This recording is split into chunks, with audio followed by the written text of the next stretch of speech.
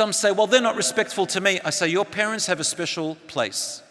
Even if they are disrespectful to their own children, you don't do the same.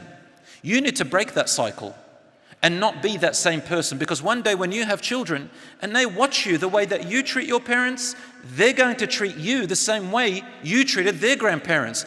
Mark my words. You need to break that cycle and know that Allah subhanahu wa ta'ala has given both your parents and you a guidance and a path. And look at this verse, what it's saying. Allah is saying to you, all of you are going to return to me. And Allah is saying, I am going to question both your parents and I'm going to question the children. Each one, did you fulfill the duty and did you look after the trust which I gave you?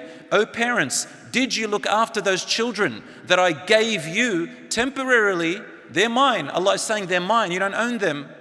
I gave them to you as a trust, as a gift, and I gave you authority over them to a certain degree for a purpose, to raise them, to look after them, to teach them, to educate them, to teach them about Allah, to leave a beautiful generation behind. And if you do so, I will make them an intercessor for you on the day of judgment, and because of them you will enter paradise. Or did you not fulfill that trust? Did you break it? Did you abuse your rights? Did you use the verses of the Quran? Same with the children. How did you treat your parents? Allah is going to say, I made them get weaker and older, and you saw that before your eyes. They got sick, they got older, they got feeble, you got stronger, you became more independent. And what did you do with that strength? Did you abuse it? Did you mistreat them? Or did you fulfill how I commanded you? Don't you think, brothers and sisters, that Allah subhanahu wa ta'ala doesn't know that there are families who go through struggles and that there are harsh parents and harsh children and all of that?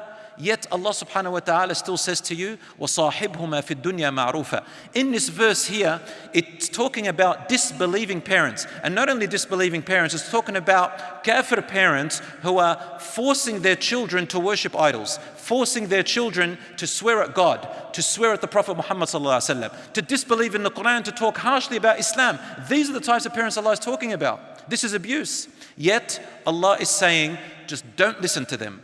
Don't obey them. Don't go down that road. But the way you oppose them, you need to find a way to oppose them without crossing your boundaries. Oppose them respectfully.